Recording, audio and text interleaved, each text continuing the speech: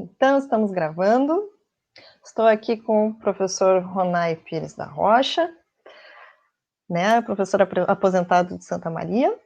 Infelizmente, a professora Gisele não pôde estar agora com a gente para a gente fazer essa sessão de perguntas e respostas da palestra que a gente teve no dia 23 de setembro, no nosso Janelas Filosóficas. Muito obrigada, Ronay, por aceitar fazer essa sessão de perguntas e respostas. Alegria Mais um minha. momento. Alegria minha. Mais um momento. Para a gente conversar um pouquinho, brincar um pouquinho de conversar sobre o Winnicott. Isso.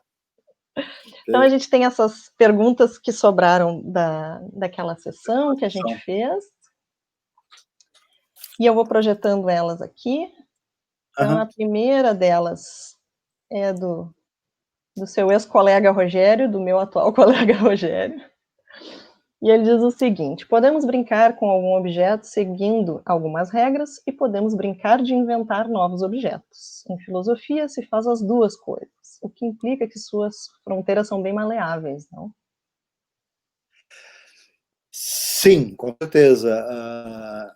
Elas não são mais maleáveis do que as fronteiras da brincadeira estrito sensu, que a impressão que a gente tem é que é uma coisa que funciona de uma forma muito mais plástica, mas sim, a ideia é que essa exploração que eu estou fazendo, o Winnicott, que eu quero ampliar, é exatamente uma espécie de resposta teórica que eu estou tentando elaborar para dar conta do fato de que aquilo que a gente chama de filosofia é um mundo tão complexo, tão rico, tão variado, que às vezes chega a beira assim da perplexidade, né? Eu sempre nas aulas assim, eu sempre mostro para os alunos, por exemplo, um exemplo que eu dava para os alunos era de um livro que a gente não pode nem mostrar assim na internet. Eu pegava o Marquês de Sade, né?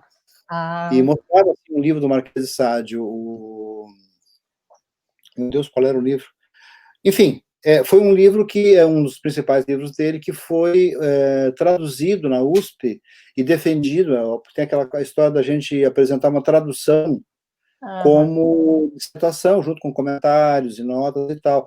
Pois um texto de Sartre foi a filosofia na alcova, perdão, agora eu lembrei. A filosofia na alcova, ela foi traduzida por um paulista, um professor em São Paulo, apresentou como uma dissertação de mestrado, com notas e tal. Então eu levava para a aula e mostrava, olha, isso aqui é um livro de filosofia, porque isso aqui imagine, um mestrado em filosofia foi feito com esse livro aqui, então a gente poderia classificar esse livro na seção de filosofia. Ao mesmo tempo, as cartas da Abelardo e Heloísa são filosofia, porque estão na coleção da filosofia dos pensadores.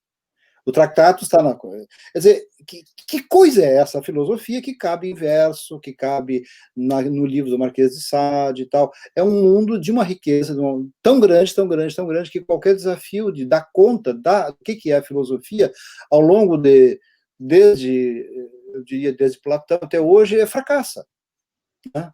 A metafilosofia é uma tarefa assim que não termina nunca, e a gente só pode falar sobre o que é a filosofia assim, com metáforas, de uma forma muito ampla, muito vaga e tal.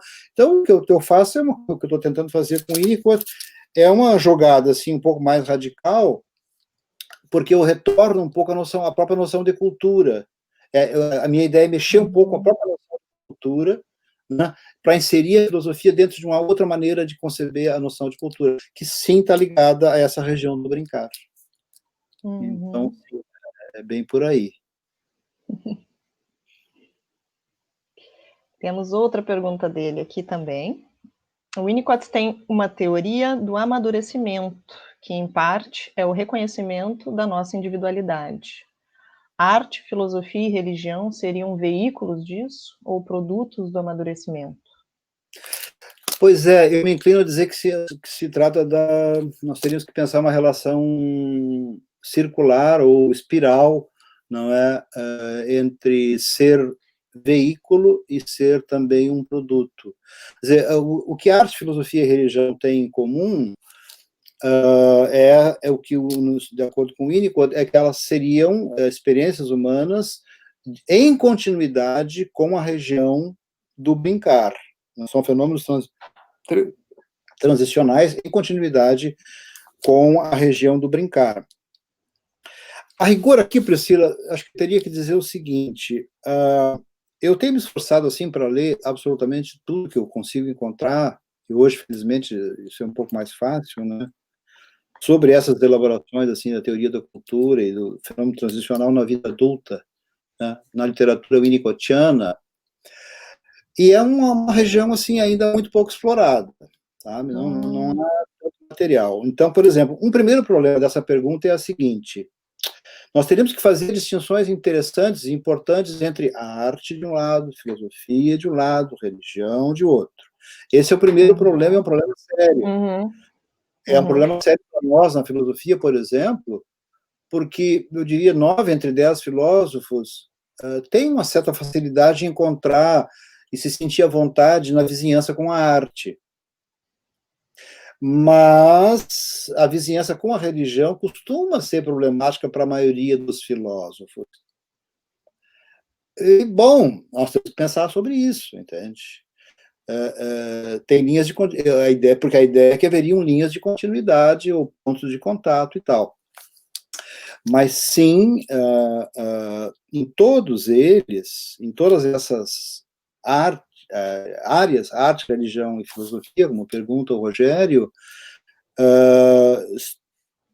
por se tratar de experiências culturais, por se tratar de que ali está o depositário, assim, a região depositária da riqueza da experiência humana no mundo, da construção cultural, são processos em que aquilo que o Winnicott e todos nós valorizamos, que é uma espécie de combinação assim entre vínculo, relação, dependência e autonomia, né, elas estão num processo de enriquecimento. Não é? A capacidade humana da solidão, de estar só, como diz o Winnicott, ela é uma conquista dura, difícil, e que ela depende dessa espécie assim de também de sentir-se dentro de um ambiente. Né? Uma criança se sente, ela ganha em autonomia quando ela passa a ter a capacidade de ficar só, mas a construção dessa capacidade é dependente de um conforto ambiental, entende? De um enriquecimento do seu meio ambiente, né? E nós, na filosofia, a gente valoriza tanto assim, o processo de autonomia, de reflexão, de pensamento, né? Então tem essa espécie de relação entre individualidade e um ambiente cultural que proporciona isso. Eu acho que é. A relação é sempre Acho que a circular. pergunta, sim, meio que se retroalimenta, né? E, ao mesmo tempo, um produto. Uhum. Né? E daí a nossa preocupação com qualquer sinal de deterioração, digamos, nessas experiências. Por exemplo, na live, a Gisele, ela chamou atenção para o fato de que, por exemplo, quando a gente tem presente a questão da religião, né? É como se a gente tivesse que reconhecer dizer o seguinte: a maioria das queixas dos filósofos com relação à religião diz respeito a quando a experiência religiosa, ela, nos termos do Winnicott, ela é radicalizada no sentido de que o crente reivindica para a sua crença uma objetividade fora de propósito, uma objetividade que ela não tem, que não tem nem a arte, nem a religião e nem a filosofia. Então, os dogmatismos, não é, que estão muito mais facilmente encontráveis na filosofia e na religião, eles passam a ser vistos como essa espécie de quase que eu ia dizer desvio, né, uma espécie de desvio pessoal, que a gente resvala, não é, para uma reivindicação de objetividade que é fora de propósito, que é fora de contexto, que é fora de ambiente. Tudo aquilo que na história da religião se transformou naquilo que, bom, em genocídios, em posições dogmáticas radicais e tal, redundam disso, né? de você radicalizar a experiência religiosa de uma forma, dando a ela uma densidade e uma objetividade que ela não possui, né? Então, daí essa ideia de que é possível, a arte é um pouco mais difícil, talvez, não é? Por isso que eu penso que a gente tem que, ao mesmo tempo que eu estou até interessado em colocar junto arte, religião e filosofia, num segundo momento, acho que é importante a gente fazer distinções, assim, para enriquecer essa noção de cultura. Basicamente, eu disse naquele dia, né, falei sobre isso, mas eu poderia repetir assim num segundo. Né? A queixa principal do Winnicott em relação à noção de cultura que a gente costuma usar é de que ela é excessivamente dependente de um vínculo com a noção de sublimação. Né? Civilização e cultura seriam estratégias de dominação da nossa dimensão instintiva e, portanto, seriam produtos de sublimação. As gerações assim do século XX, elas colocaram junto com essa caracterização da cultura uma outra de extração marxista, aonde os chamados processos culturais, com maior ou menor densidade, maior ou menor peso, passam a ser vistos como tendo algum tipo de sobredeterminação material, né? de determinação, digamos assim, pela base. Né? Ou seja, o que importa são as condições de produção, a base e tal, e a cultura é uma espécie assim de subproduto que reflete, né, corretamente, inversamente, enfim, reflete condições materiais. Essa é uma outra definição de cultura. O Winnicott não tematiza isso está correndo por minha conta, mas eu diria assim que quando a gente quer compreender o que é o fenômeno filosofia, e se você disser assim, ok, a filosofia é também um produto cultural, um passo fundamental é dizer assim, tá, mas onde foi mesmo que eu aprendi o que é a cultura? O que eu acho que é a cultura? Que tipo de pano de fundo eu tenho para me movimentar sobre né? A partir de qual pano de fundo eu me movimento quando eu falo sobre cultura? É esse de estilo freudiano? É esse mais estilo marxista? Ou é um estilo freudo-marxista? O que é? Ou agora, por exemplo, é mais de tipo, sei lá, genético, biológico? O que é? De onde é que eu saio quando eu fico falando sobre essa coisa de cultura? Eu acho que isso é importante até para pensar, assim, problemas filosóficos bem específicos, assim, às vezes, sabe, tem a ver com o pano de fundo. Então, eu estou interessado nesses temas do Winnicott, porque é por ali que eu queria chegar a uma outra forma de compreender a questão da cultura. Que legal. A próxima pergunta que eu tenho é minha. Maravilha.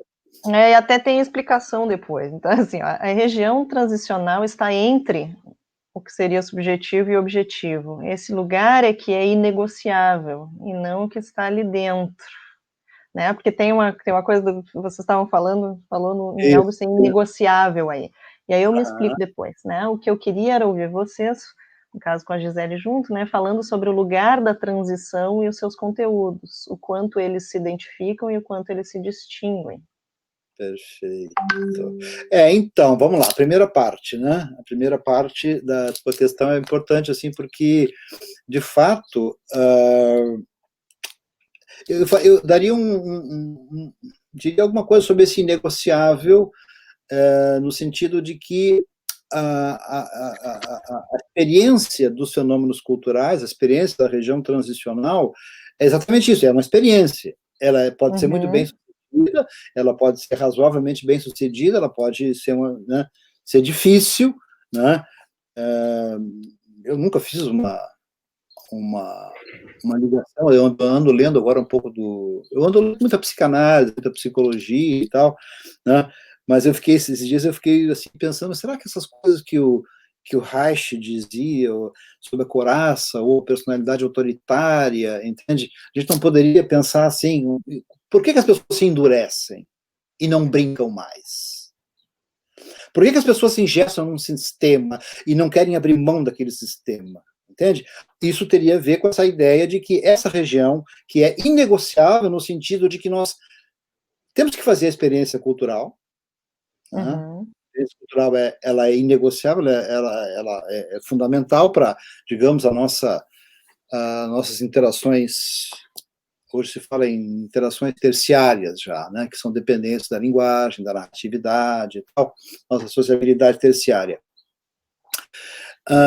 Então, realmente, essa região é negociável. Agora, o que está ali dentro, não. O que está ali dentro é uma aventura. Né? É uma aventura que pode ser muito bem sucedida e a gente não diz assim, tem pessoas que são leves, assim, não tem lugar de chegar, são criativas, né? E tem pessoas que simplesmente são duríssimas, entende? Assim, não tem nenhuma leveza, incapazes de brincar, não tem nenhum humor. A incapacidade de ter o sentido da ironia, o sentido do humor, tem a ver com a forma como nós estamos lidando com uma imensa região, essa região intermediária. A segunda parte, né, liga com aquilo que a gente estava conversando. Né? De fato, há uma espécie de identificação por dentro, porque são formas de elaboração, né, daquilo que o lugar de transição demanda, né, mas, de fato, é uma coisa assim, exatamente por isso é que acontecem essas aventuras, assim, em que um dos sinais, assim, de uma das características, né, é, por exemplo, o percentual de criatividade que a gente se permite, que a gente se autoriza na vida, né? Porque aos poucos eu me dou conta, assim, de que em Winnicott, para nós na filosofia, uma palavra-chave, né, é a questão da autonomia, né? Na tradição filosófica, assim, eu diria que é um dos conceitos centrais, essa noção de autonomia. E o primo irmão disso, em ponto de vista do vocabulário do Winnicott, está muito ligado com a criatividade, né? Que é um pouco por aí que você vai ter, enfim, experiências distintas e possibilidades distintas, enfim. Mas é um pouco, eu não sei se eu estou conseguindo ir ao encontro do que tu...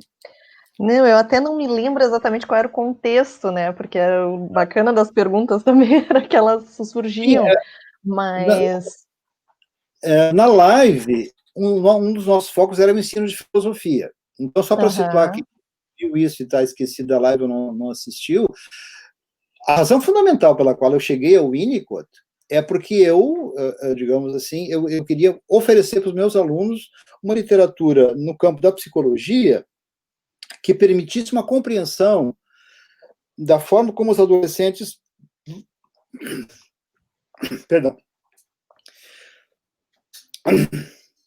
Na forma como eles vão se situando no mundo cultural.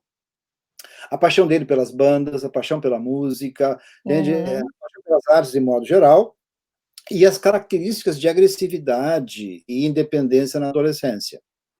E o Winnicott, por pouco que tenha escrito sobre isso, as coisas que ele escreveu são maravilhosas. Então eu queria fazer uma conexão desse tipo de coisa com, assim, ok, se isso é verdadeiro, razoavelmente verdadeiro, sobre os adolescentes, sobre a adolescência, eu, como professor de filosofia do ensino médio, que lições eu tiro na hora de selecionar conteúdos, selecionar métodos, na hora de preparar a minha aula. Entende? Aquele dia eu fiz uma homenagem a uma professora aqui de Santa Maria, que ela dizia assim, não, porque eu gosto muito porque eu gostava da palavra que ela usava. Eu gosto muito de trabalhar com fragmentos dos filósofos. Eu confesso que eu ficava, às vezes, assim, mas o que pode ser isso? Pegar um fragmento de um filósofo, um fragmento do Descartes, um fragmento do Nietzsche, fazer os alunos... E eu acho que é isso mesmo, entende? O que nós podemos fazer, oferecer, é exatamente isso, assim, um fragmento de um filósofo, e aquilo vai ser detonador, vai ser motivo, assim, de muita discussão e tal. Eu não quero formar... Até hoje nós estamos brigando sobre uma melhor interpretação das meditações do Descartes. E eu chego lá e imponho um código ergo sum e quero que eles concluam o que propriamente? A rigor, entende? Nós devíamos ter a santa paciência e dizer assim, não tem que vocês concluam nada, nós vamos nos divertir um pouco com as possibilidades de imaginação e criatividade, sabe Deus o que vai acontecer, entende? Mas muita coisa legal vai acontecer, mas não é Descartes segundo a ordem das razões em nenhum sentido. Não faz nenhum sentido pensar que esse é o lugar da filosofia. Se dali eu tirar um exercício de escrita em que ele vai se policiar, em que ele vai tentar controlar internamente o discurso dele. Eu estou num lucro imenso, entende? Como professor. Ele vai ter uma experiência valiosa, criativa, rica, ele vai dizer, pô, esses filósofos aí realmente fazem a gente pensar e tal. Depois ele vai escutar uma música, tudo bem, mas ele viveu aquele momento, e isso é importante para ele. Isso pode ser uma coisa assim que ele vai, entende, preservar na vida dele, vai seguir, vai aumentar, enfim, vai levar para outro lugar. Né? Sabe por que eu perguntei isso também? Agora eu estou me lembrando, assim. Eu perguntei no sentido de a gente proporcionar, né, lembrando do ensino, né, da gente proporcionar momentos transicionais, no nosso caso com filosofia, mas que isso poderia se estender para as outras disciplinas, na verdade, né.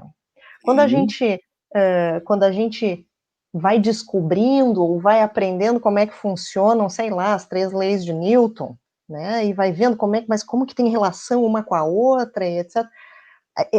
Esse brinquedo teórico, no fim das contas, é que ou nos leva para um lugar transicional, assim. É bem o lugar onde a gente se perde, né. É Perfeito. um pouco isso, né. E quantas vezes a gente, por exemplo, assim, quando a gente, uma distinção que a gente costuma trabalhar com os alunos, assim, entre conceito de descoberta e conceito de justificação, né? Quer dizer, é um momento no qual esses apelos à imaginação, à criatividade, né, permitem que eles percebam conexões, sei lá, entre arte, ciência e assim por diante. Eu acho que a aula de filosofia, se ela a ser verdadeiro isso sobre os fenômenos transicionais, ela realmente tem que ter essa espécie assim de um lado de uma leveza, porque a minha ideia é que se eu consigo criar se isso é correto de um lado, é por ali que a gente faz o segundo momento que eu destaquei naquela ocasião, que é o da gente também fazê-lo pensar sobre aquilo que na filosofia não é transicional. Porque o importante foi que aquele dia eu disse assim, olha, eu estou tentando mostrar, eu vou tentar argumentar, é que a gente pode ver a filosofia como um espaço transicional, mas só que dentro dela há dispositivos que não obedecem às regras da transicionalidade, em certo sentido, que é o que eu chamei de dimensão instrumental. Né? Ele prestar atenção no modo de como funcionam os conceitos, o modo como funciona um argumento e assim por diante. Eu acho que, no fundo, o que eu estou perseguindo é uma coisa que está cada vez mais presente de uns anos para cá na literatura filosófica, que é a gente repensar o lugar do argumento na filosofia. A gente tem essa coisa de filosofia, argumentação, pensamento crítico, argumentação. Um momentinho. Pensamento crítico e argumentação sem imaginação e criatividade, sem um conjunto de pressuposições e implícitos razoáveis e bem pensados, é o quê?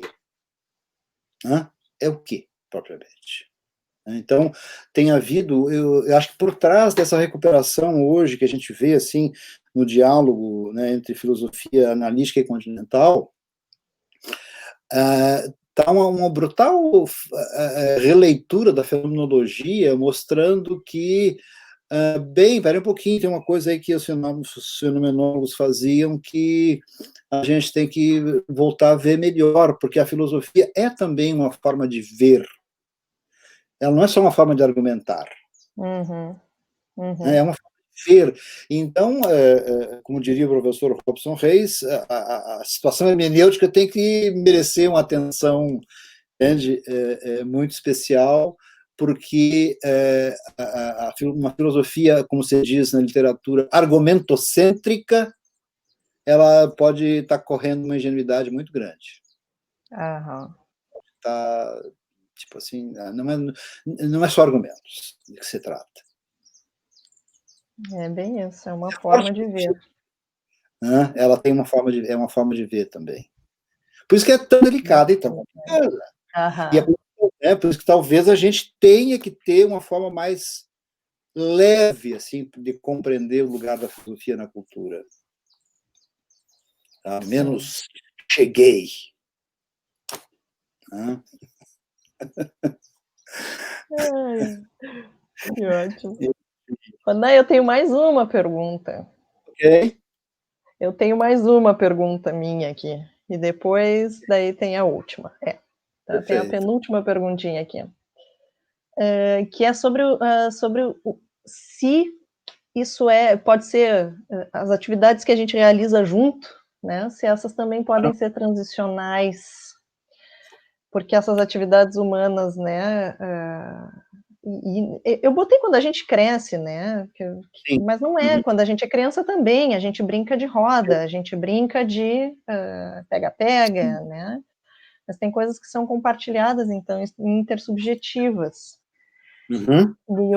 E a minha pergunta é um pouco a relação entre o ser coletivo aí e o transicional.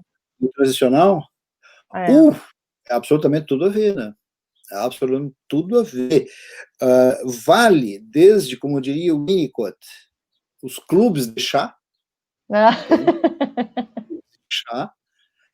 E aí eu acrescento, que era o exemplo que eu usava nas aulas, né? Futebol, entende? O futebol e, sei lá, esses encontros de motociclistas, Sim, entende? os encontros de motociclistas. Os encontros de motociclistas, sim, é expressamente dito pelo Winnicott que nesse processo todo, né, há uma dimensão muito importante é o grupo, né, a coletividade, Uhum. assim, a identidade que a gente tem por pertencimento, esse sentimento de pertença, né, a um grupo. Na medida em que, enfim, explode o núcleo familiar, ele aumenta, a gente passa de nível, né, em processos de identificação e reconhecimento, você muda o nível do jogo, e aí, então, você tem que... Os pais ficam sempre assim com aquela coisa assim, o que eu faço agora para que meu filho não caia nas drogas? Né? É a obsessão dos pais, assim, o que eu devo fazer para que meu filho não caia nas drogas? Ele tem, assim, há uma sabedoria intuitiva de que a adesão a esse mundo depende muito, assim, de que o menino vai ser reconhecido por uma pequena gangue, entende, de amigos que vão fazer de tudo para adulá-lo e dizer que aquela turma é muito legal e ele vai começar a aderir aos códigos e regras. Então você contrapõe a isso, ele vai entrar para um pequeno, uma prática do futebol, tem que ser uma coisa que tenha a possibilidade da identidade, como diria o Solomon, das identidades horizontais, entende? Porque até então ele teve identidades que vieram, digamos assim, por Uhum. relações verticais, de pai para mãe, de pai, filho, parentes e tal e tal. No momento que, a partir de uma certa idade, a gente passa a ter sede de identidades que vêm das relações horizontais, relações simétricas, não é? Então a gente põe ele. Hoje está fora de moda, mas eu fui escoteiro. Entende? Você entra para um grupo escoteiro, para um grupo de dança, para um CTG, você entra, quer dizer, para grupos assim em que você tenham relações de natureza horizontal e que tenham uma identidade, um emblema, tem um símbolo, essa coisa toda, né? Que funciona. Então, sim, na filosofia, de certa maneira, a gente tem algo muito parecido, porque todos nós, assim, somos criados, especialmente no Brasil, a partir dos anos 70, dos anos 80, eu diria que quando começa a pós-graduação no Brasil, a gente tem que dizer assim, a gente diz uns para os outros, né? Tu mexe com o quê? Tu faz o quê? Eu faço Aristóteles, eu faço Platão, eu sou da turma do... Entende? Então você tem na Ampof, aqueles GTs, assim, você é do grupo e tal. Quando o teu filósofo cai em desgraça, aí tu tens que ou tu estoicamente enfrenta as ondas de oposição, ou tu tem gente que queima a biblioteca inteira porque só tinha livros daquele filósofo e tal. Então, não, mas isso é verdade, isso aconteceu, né? Isso É aconteceu. mesmo? Sim, Gente. tem um caso, eu não vou citar aqui, enfim, né? Um caso famoso, assim, a pessoa jogou fora, ela não quis nunca mais saber. Tem um caso que não é da filosofia, que é da literatura, que é o caso do Jauss, né? O Jauss, assim, o Gombrich simplesmente não fala o nome do Jauss, entende? Ele não cita porque, enfim, foi descoberto um passado nazista e tal. Então, a tua identidade está ligada com um grupo, é um grupo de pesquisa, um grupo de autores e tal. Então, isso é muito... Não há vida solitária, né, na nossa área, bom, nenhuma área, né, mas, assim, nós temos muito isso, assim, de ter esse tipo também de coletivo de trabalho, né, que tem uma bandeira, né, e que também é algo que a gente tem que refletir criticamente, né, sobre isso, porque às vezes, assim, você também é uma forma de você, sociologicamente, assim, a incorporação de um vocabulário, né, teu treinamento é adquirir o vocabulário e te movimentar ali dentro daquela região, não é? Isso é muito limitador, na medida em que a gente é obrigado a fazer tudo o que Heidegger, o que Aristóteles diria sobre, o que Spinoza diria sobre o Bolsonaro, entende? Isso, em certo sentido, isso é fútil, né? Num sentido, é fecundo. Tem uma dimensão fecunda, porque pode disparar a tua imaginação. Mas é um limite para isso, né? Há um limite, Sim. assim, que a gente, então, ter um olho, né? Um exercício de imaginação tem que ter um olho fora desse horizonte. Mas, enfim, aqui eu já estou exagerando um pouco, eu acho. Então vamos para a nossa última pergunta, que é do Eduardo Isso, Rutger von Saltiel, o Duda. Boa maravilha. tarde, professor Ranai. Não sei se conhece as ideias de Alva Noy sobre a relação entre escrita e filosofia. Em caso positivo, achas que elas contribuem para pensarmos a natureza da filosofia? Uau! Obrigado, Eduardo, pela tua pergunta. Eu vou arriscar dizer uma coisa aqui, hein, que eu fui o primeiro leitor desse livro do Alva Noy no Brasil, porque eu li Oh. no dia seguinte ao que ele foi lançado. Hoje em dia tem essa maravilha que é o Kindle. Eu estava na Argentina, numa bolsa que o professor Abel me conseguiu, para trabalhar esse tipo de tema. Quando foi lançado o livro, eu li, eu fiquei literalmente embasbacado assim, com o livro, mas eu li com uma outra preocupação. O meu projeto era exatamente um projeto sobre a relação entre filosofia e escrita. E o livro é sobre isso. Então, eu li o livro assim, em 2 dias, em pânico, literalmente em pânico, porque eu dizia assim, tá, tudo que eu queria fazer, o Van Gogh já fez, tá aqui, vai estar aqui, entende? Porque era sobre esse tema. Felizmente, para mim, o tema é tão vasto, tão gigantesco, tão imenso, entende? Que ele cobriu uma região muito legal, que me ajuda muito, sim, mas tem muito mais coisas para fazer também, né? Então, eu acho que tem Alva Noy, especialmente esse livro, né, o Strange,